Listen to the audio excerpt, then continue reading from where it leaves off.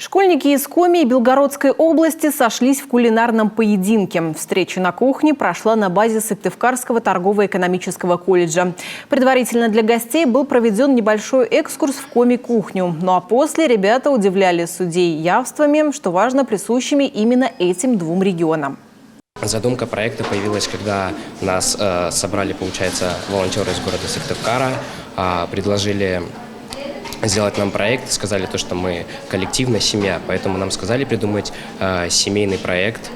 Идей было немного, поэтому я предложил кулинарный турнир. Также мы подчеркнули то, что в проекте должны выступать именно традиционные блюда России, наших республик и в республике, в которой мы находимся. Перед тем, как принять участие в кулинарном поединке, ребятам из Коми предстояло пройти отбор. Желающих посостязаться за кухонным столом было больше 20. Я жду попробовать блюда, как кто их сделал. Мне очень интересно, как у кого получилось.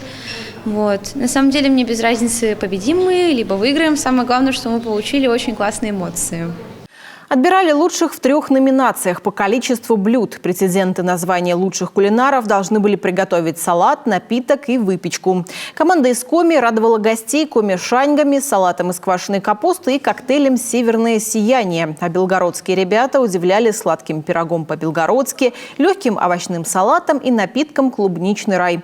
В конечном итоге счет оказался 1-1. Победила дружба.